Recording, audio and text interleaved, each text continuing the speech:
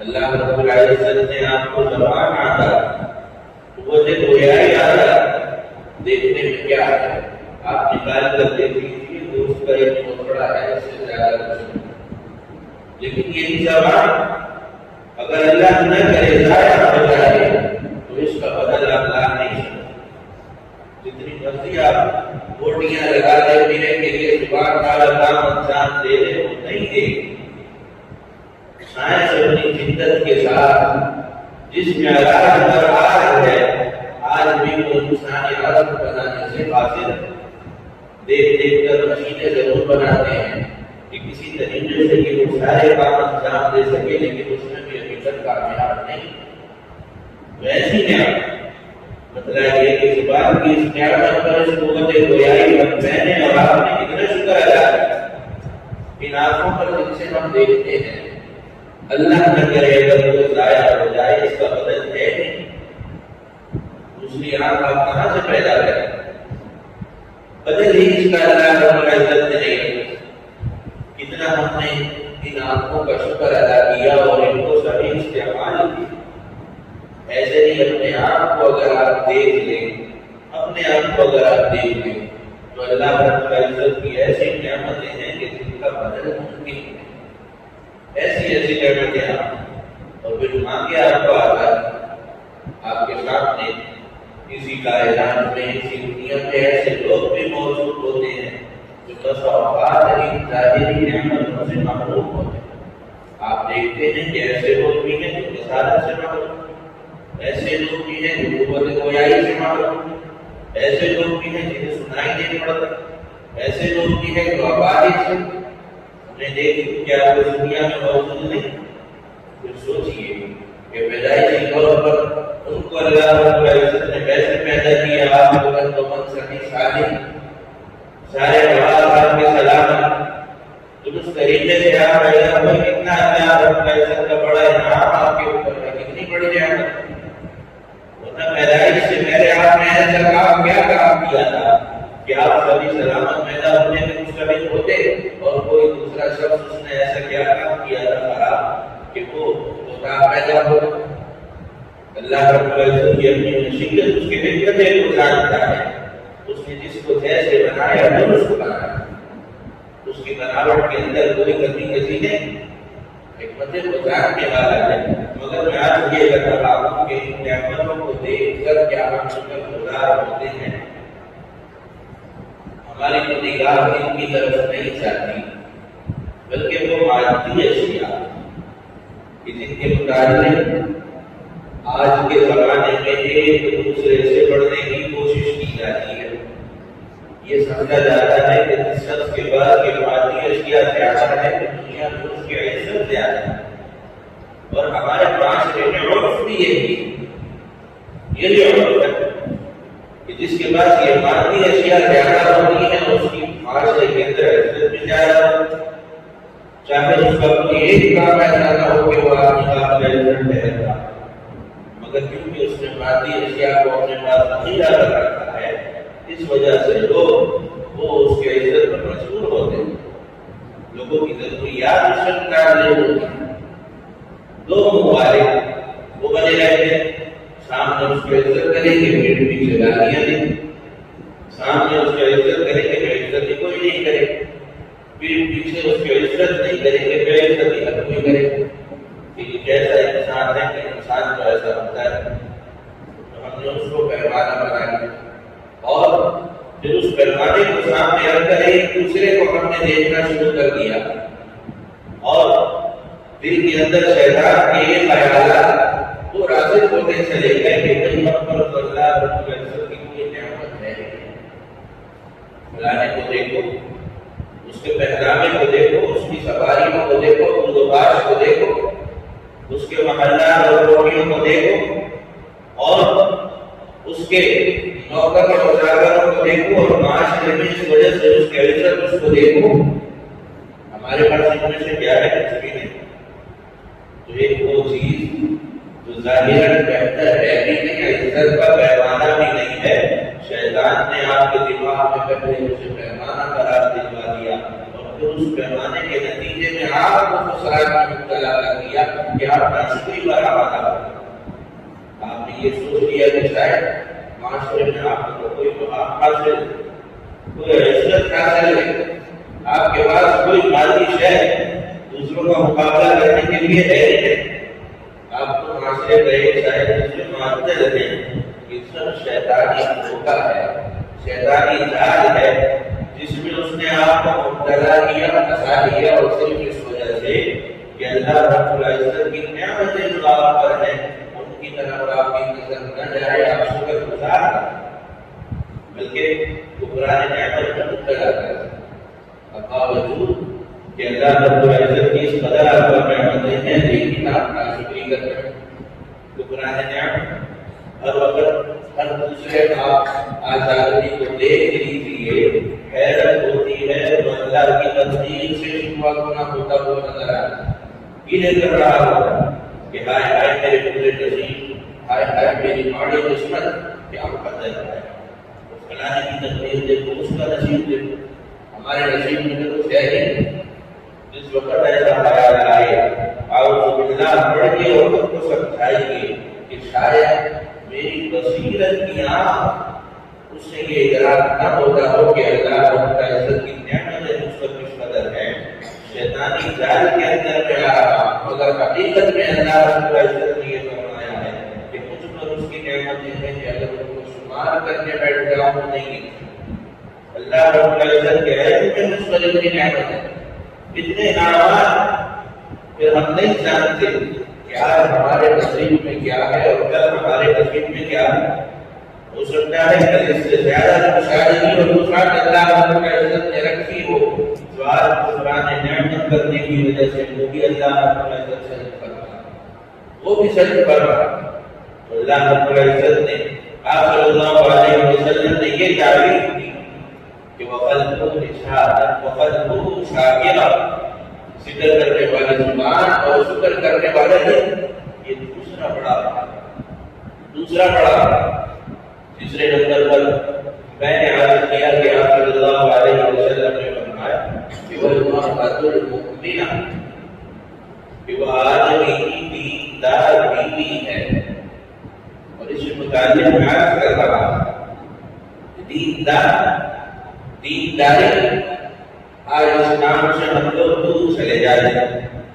نتیجہ یہ ہے کہ آپ معاشرے میں دیکھ لیجیے کہ وہ خاتون خانہ وہ بچیاں کہ جن سے رشتہ جوڑنے کے بعد نہ صرف یہ کہ رشتے کی کامیابی کی ضمانت، نہ صرف یہ کہ دنیاوی زندگی میں کامیابی کی ضمانت، بلکہ اخروی کامیابی کی ضمانت بھی آپ صلی اللہ علیہ وسلم کی زبان مبارک سے مل چکی ہو. ان سے ہم رشتے کرنے کو تیار ہیں.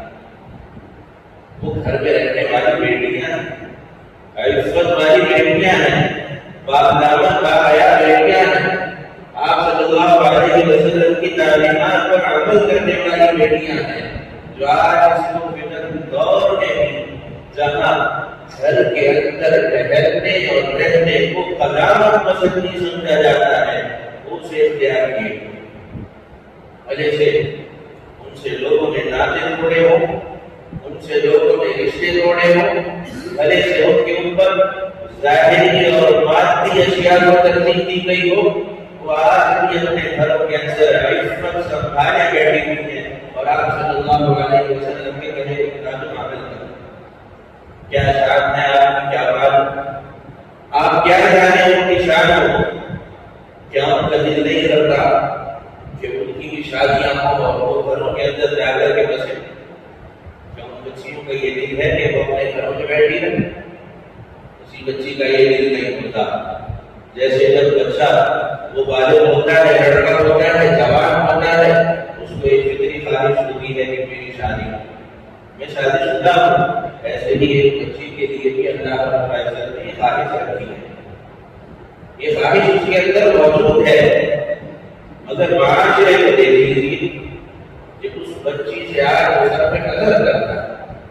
یہ کہتے ہوئے کہ یہ بچی تو گھر میں رہنے والی ہے، یہ بچی تو گھر میں رہنے والی ہے. باہر معاشرے میں تو اس کا کوئی لین دین نہیں. تعلیم اس کی کوئی ہے نہیں، تعلیم اس کی کوئی ہے نہیں۔ معاشرے کو قربان چڑھانے کے لیے جس تعلیم کی ضرورت ہوتی ہے وہ قرآن و سنت کی تعلیم۔ قرآن و سنت کی تعلیم سے بہتر اپنے بچوں کی تربیت کے لیے کوئی دوسری تعلیم نہیں ہوتی۔ وہ تعلیم ان کے پاس ہوتی ہے، دیندار بچیاں ہوتی، مگر ہم انہیں یہ کہہ کر پکار رہے ہوتے ہیں کہ تعلیم ان کے پاس ہے گی۔ کیا تعلیم نہیں ہے جناب؟ یہ ڈاکٹر نہیں ہے، یہ انجینئر نہیں، اور اس کے پاس فلاں ڈگری نہیں، میں خود ڈاکٹر ہوں، شادی کروں گا تو کوئی ڈاکٹر، خود انجینئر ہوں تو کوئی انجینئر نہیں ہونی چاہیے، اس کی تعلیم میری تعلیم برابر ہو۔ کوئی آپ کاروبار کرنے لگے، کاروبار کرنے لگے ہیں تو آپ کہیں کہ میں کوئی ایسا پارٹنر ڈھونڈ رہا ہوں جو میرے مزاج کا ہو، جو کام میں کرتا ہوں اس کام کو سمجھتا۔ لیکن اگر آپ کو یہ شعور ہو کہ شادی کاروبار نہیں ہوتی بلکہ معاشرے کی پہلی نیڈ ہوتی ہے، تو آپ کو معلوم چلے کہ وہاں بچے پیدا ہوں، ان بچوں کی تربیت کرنا ہوگی، ان کے حقوق ہوں گے وہ ادا کرنے ہوں گے، اور وہ وہی ماں کر سکتی ہے کہ جس کو دین کا علم، وہی علم کو کیا صلی اللہ علیہ وسلم پر جسے آسمان سے نازل کیا، مطلب دنیا کے علوم تو اس وقت بھی موجود تھے، اس سے زیادہ پہلے بھی دنیا کے علوم موجود رہے، مگر یہ آسمان سے بات اتاری جا رہی ہے کہ اس سے انسان بننا، اس سے بچہ بچہ ہوگا، بیٹا بیٹا ہوگا، فرمایا کہ اس عورت کو پسند کرو، لیکن آج دیکھیے کہ اس عورت کو دھکا دیا، حتیٰ کہ میں نے اتنی ایسی باتیں سنی ہیں کہ بسا اوقات گھر میں بیٹھے بیٹھے ایسی بچیاں جو گھریلو میں دیندار ہیں شادی کی عمروں سے اوپر نکل جاتی، شادی کی ان کی عمریں نکل گئی، ان کی طرف کوئی رشتوں کے لیے نہیں دیکھ رہا، کوئی توجہ نہیں کر رہا۔ ہمارا اپنا معاشرہ برا ہے، باہر جاتے ہیں آپ صلی اللہ علیہ وسلم نے فرمایا کہ جو عورتیں بڑھن کر باہر نکلتی ہیں شیطان ان کو بڑا خوشنما کر کے اپنی آنکھوں میں دکھاتا ہے، اس لیے تاکہ وہ گناہ پر آواز آئے، اس لیے یہ اس قدر ان کے لیے کرے، ان سے بات چیت کرے، رسم پڑھائے، انہیں بنا ڈرا کر دکھاتا ہے، مزید انہیں دلچسپ بناتا ہے۔ ہمارے نظروں میں وہ شیطان پتھر کر کے بیٹھ گئے، ہمارے گھر میں نیند کہاں سے آئے؟ باہر جاتے ہیں جو عورتیں دیکھتے ہیں، جو لڑکیاں دیکھتے ہیں، گھریلو عورتیں ایسے نہیں ہوا کرتی، پھر جہاں کہیں ایسے رشتے موجود بھی ہوں، ہمارے علم میں بھی ہوں، ہم دیکھ کر کہتے ہیں کہ ہمیں تو یہ پسند نہیں، ہمیں تو یہ پسند نہیں، اس لیے کہ اس کو بھی آج ہم نے شوکیس بنا لیا، بیوی کو بھی شوکیس بنا لیا۔ جس وقت شادی ہوتی ہے تو سارے خاندان کے اندر اس کی صورت دکھائی جا رہی ہوتی ہے کہ یہ صورت ہے دیکھو، اور پھر اس کی صورت کو لے کر کے باتیں کی جا رہی ہوتی، اس کا ناک برابر، اس کے کان برابر، اس کی آنکھیں برابر، کوئی بیٹھ کر مسئلے کر رہا ہوگا نہیں یہ کام بڑی ہے چھوٹی ہے، ایک ناک بڑا ہے چھوٹا ہے، یہ موٹے ہوئے اتنے موٹے ہیں، یہ بال ایسے ہیں، بدنی ایسی ہے، جسمانی ایسی ہے، اللہ رب العزت نے تقدیم کیا ہو کہ وہ گھر میں بیٹھی ہوئی، تو یہ تو جسمانی حرکت میں نے عادت کیا کہ بہترین بچیاں جن کے اندر جسمانی کوئی نقص میں نہیں، کوئی عیب بھی نہیں، اس وجہ سے آدمی سے رہ جاتی ہے کہ ان کے پاس یہ والی تعلیم نہیں جسے آپ تعلیم کہتے ہو۔ اگر اسے حقیقت آپ تعلیم مان لیں تو آپ مجھے بتلائیں کہ کیا سارے صحابہ والعیاذ باللہ عالم نہیں تھے، ان کے پاس تعلیم نہیں تھی؟ بتلائیں کون سی یونیورسٹی سے انہوں نے ڈگریاں کی؟ خدا صلی اللہ علیہ وسلم کے پاس کیا تعلیم نہیں تھی؟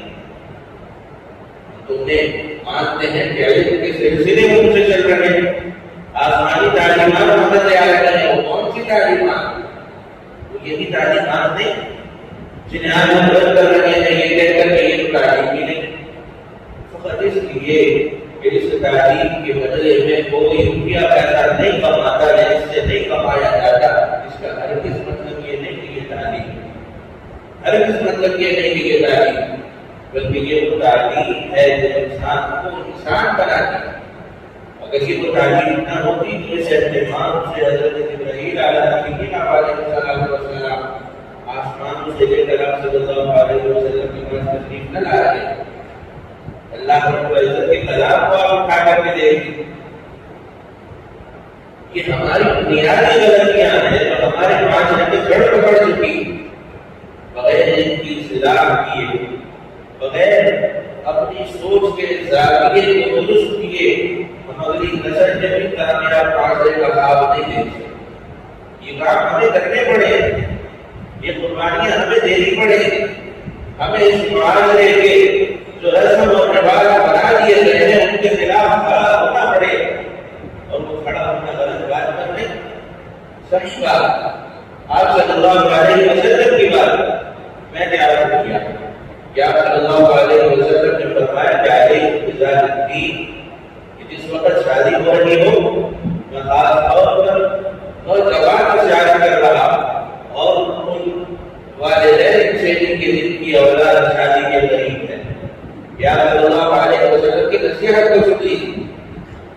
فرمایا کہ 4 لوگوں سے شادی کی جاتی، یا تو حسب نسب کی وجہ سے آپ کہیں کہ لڑکی کا حسب نسب آیا ہے، خاندان کی ہے.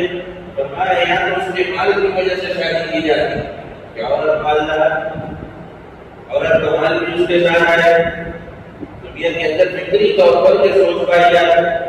فرمایا یا تو اس کے کمال کی وجہ سے شادی کی جاتی، ایک عورت پیدا کی خوبصورت، فطری طور پر یہ بھی انسان کا مثال ہے.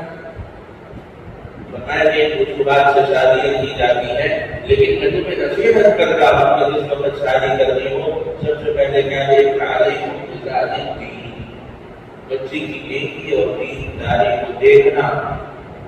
بچی دین والی ہو، اس میں حسب نسب نہیں ہو چل جائے، اس میں مالداری نہیں ہو چل جائے، اس کے اندر خوبصورتی نہیں ہو چل جائے، لیکن اس کے اندر دین ہو. دین ہونا ضروری. دین اگر اس کے اندر ہے تو نہ صرف یہ کہ یہ تمہاری زندگی بنائے گی بلکہ تمہاری آخرت کو سوار کر کے دے گی. ایسے بچے اس کی گود سے پروان چڑھیں گے کہ زمانہ ان کے نام یاد رکھے. خواجہ قطب الدین بختیار کافی کا کون عاشق کے نام سے واقف ہے. خود اپنے درجے کے گزرے، اپنے زمانے کے، اور ان کا زمانہ بڑے دور کا نہیں، تو ان کا زمانہ. بچے ہیں جب پیدا ہوئے ہیں، آپ ذرا پڑھیے ان کی والدہ کو فکر نالم ہو رہی ہے کہ میں کیسے اس کو اللہ کا شکر گزار بناؤں، میں کیسے اپنے اس بچے کو اللہ کا ماننے والا بناؤں، کیسے اس کی تربیت کروں. یہ دیندار ماں، ایک دیندار ماں جب اللہ رب العزت اسے اولاد کی دولت دیتے ہیں تو وہ یہ نہیں سوچتی کہ میں اس کو ڈاکٹر کیسے بناؤں، انجینئر کیسے بناؤں. وہ اس کے والد کا کام، وہ اس کے والد کا کام ہے کہ اسے کوئی فن سکھائے جس سے وہ کمائی کر سکے. والدہ وہ یہ کہہ رہی ہے کہ میں یہ بیج کیسے اس کے دماغ میں ڈالوں کہ یہ ایک اللہ کا شکر گزار کرتا بنے، ایک اللہ کا ماننے والا بنے. اس سے بڑھ کے تو اس کے دماغ میں کوئی بات نہیں. اس والدہ کے دماغ میں یہ بھی نہیں کہ یہ مدد بنے، بزرگ بنے، ولی بنے.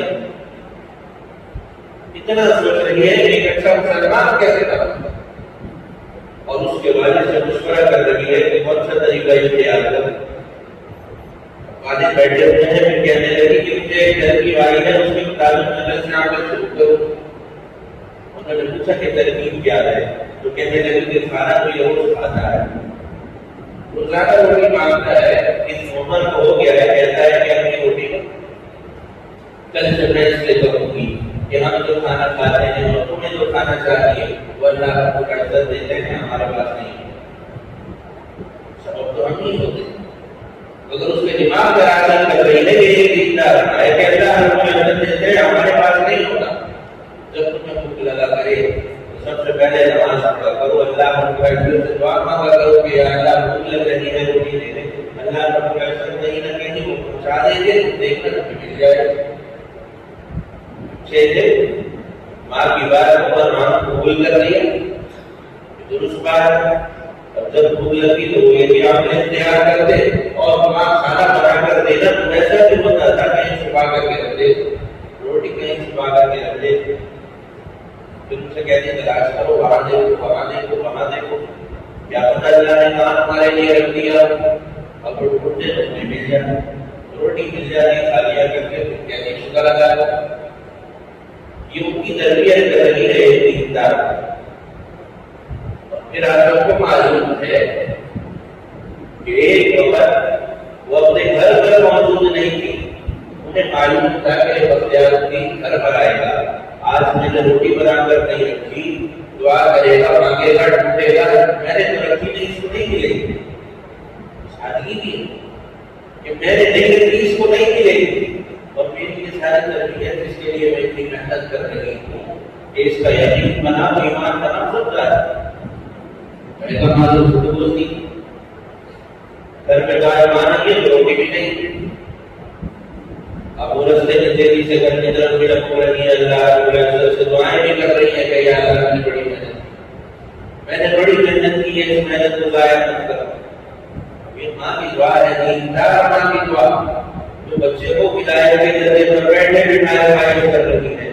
کیا دیکھتی ہے کہ جب گھر پر آئی واپس تو بچہ تھوڑا پریشانی میں اٹھایا اٹھا کر بولا کہ بھائی آج تمہارے کھائے بغیر سو گئے نہیں؟